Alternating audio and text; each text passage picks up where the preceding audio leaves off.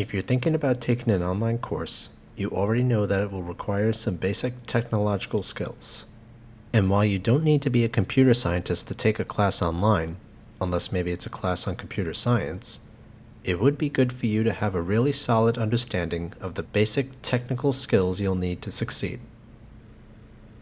Understanding what these skills are up front will make things easier for you as a student. After completing it, you'll have an idea of what your online instructor might need you to know.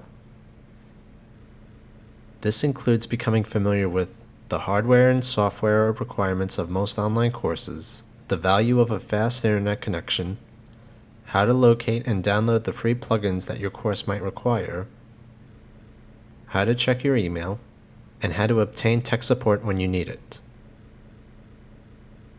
Students now are taking their online courses using a range of devices, from desktop and laptop computers to smartphones and tablets. You may choose to do your schoolwork on one or more of these gadgets.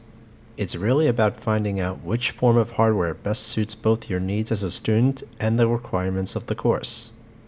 If you're going to buy a computer, select something reliable, and more importantly, make sure that you have access to a fast internet connection.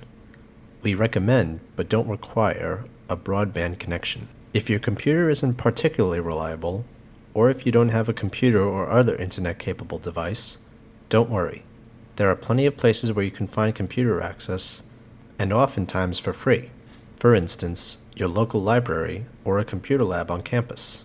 Just make sure that the device you choose to work on is dependable and that the space you choose to work in is conducive to your study habits. Slow computers and poor internet connections can significantly increase the time it takes for you to access and complete the requirements for your online course. And the last thing you want to deal with all semester is internet, hardware, or accessibility issues. There are some basics that your device will need to be equipped with in order to interact with Blackboard, which is the most common platform used for online courses at Kingsborough. You'll want to make sure that you have an up-to-date operating system. Your computer's operating system is the software that manages the programs and functions of your computer. You will be required to have one of the following operating systems. For PC, Windows 7 or higher, but Windows 10 is recommended as of fall 2018. For Mac, OS 10.8 or higher, but OS 10.12 is recommended as of fall 2018. Your individual course may also have its own hardware requirements. Check with your instructor or take a look at your syllabus to see if there is anything you might need for your course. Some of these common hardware requirements might include a printer, a headset, a microphone, speakers, and a webcam. Another factor that you'll want to keep an eye out for is whether your online coursework requires a particular browser for viewing internet content.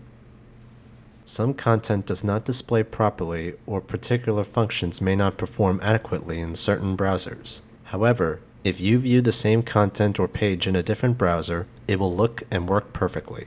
So make sure that if your instructor asks you to use a particular browser when completing a certain task, you follow his or her instructions. This may seem like a pain, especially if there is a certain browser that you prefer using when online, but trust us, it's all about compatibility. It is always a good idea to have several browsers installed on your machine when possible. That way, you have a few options to choose from if you run into any problems. Some popular browsers that you will want to have on your computer are Apple Safari for Mac, Google Chrome, Microsoft Edge for PC, and Mozilla Firefox. These browsers should work fine with Blackboard, but again, they may not all work well with particular resources or applications that your instructor may need you to access for certain assignments. If there are any compatibility issues you need to be aware of, your instructor will let you know which browser to use for the most reliable experience. In addition to having a browser to view online content, sometimes your course will require you to install one or more of the following plugins so that you can view other media that the browser alone may not be able to handle, like animations, sound clips, PDFs, or any number of other things. Some common plugins you may need to install could include Java, Adobe Reader, Flash Player, Windows Media Player, Apple QuickTime, and Microsoft Silverlight. These are free applications you can download from the internet, and your instructor or even your computer will let you know when you need a particular plugin in order to view something. Email is often the primary way your instructor will get in touch with you both individually and as a class. Your Blackboard account is registered under the same email that your CUNY First account is registered under.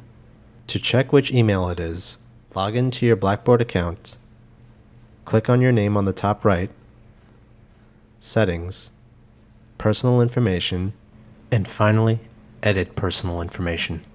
The email may not be your CUNY email, especially if you are a transfer student, so make sure you know which email to use, and check it frequently when you are taking online courses.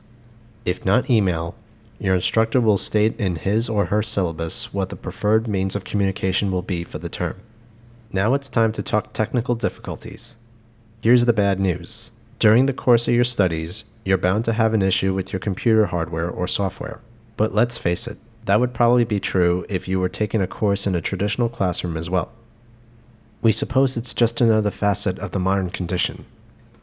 The good news is that most technical problems are relatively easy to solve, and if you're really struggling with a technical issue, you can always contact the Student Help Desk by calling 718-368-6679, emailing helpdesk@students.kbcc.cuny.edu, or in person at room L106 on campus. After all, your program is here to support you.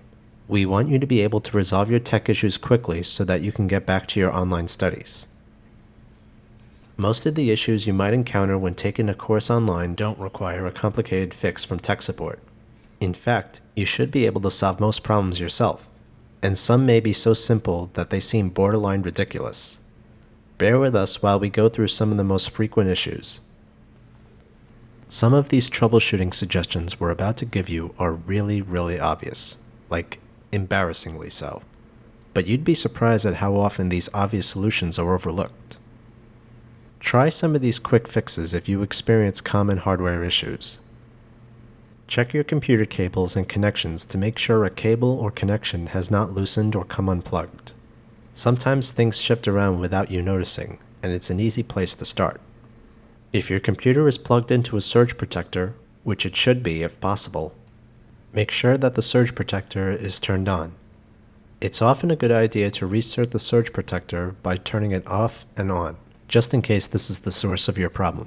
If you are using a laptop, netbook, notebook, or tablet, it is a good idea to check your battery status often while you work. You can generally move your mouse over or click on the battery icon shown on your screen, and it will tell you just how much battery life is left. If the device will not turn on at all, try plugging it in and charge it for a few minutes before trying again. Some devices have a battery indicator on the outside of the device as well, usually near or on the battery itself. If your computer monitor is blank, make sure it is plugged in, connected to the computer, and turned on. Next, check the brightness control, generally located on the monitor or keyboard. If you have no sound on your computer, check the volume control for your computer to see if it is turned up high enough. Some applications and some plugins have their own volume controls as well. Make sure you check both places to resolve any sound issues. If you're using speakers, make sure they are plugged in, turned on, and properly connected to the audio port. It can be helpful to test your system's sound by plugging headphones into the audio port on your computer to see if you can hear anything that way. If trying one of these easy fixes does not solve your issue, save your work and try restarting your computer. Surprisingly, this troubleshooting technique often works best.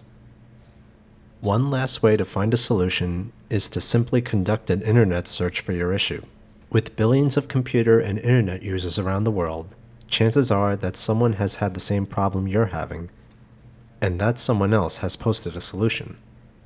The internet is full of these kinds of resources. From companies' official troubleshooting pages to community help forums, you'll often be able to pretty easily find the solution you're looking for. Here is some important advice. When attempting to solve a technical problem on your computer, Keep track of any messages your computer displays and the steps you've taken in your attempt to fix it. If the problem is really complicated, you might need to explain to tech support everything you've done to try to fix it on your own. If none of these strategies work, however, don't hesitate to contact the Student Help Desk by calling 718-368-6679, emailing helpdesk@students.kbcc.cuny.edu, or visiting in person at room L106 on campus.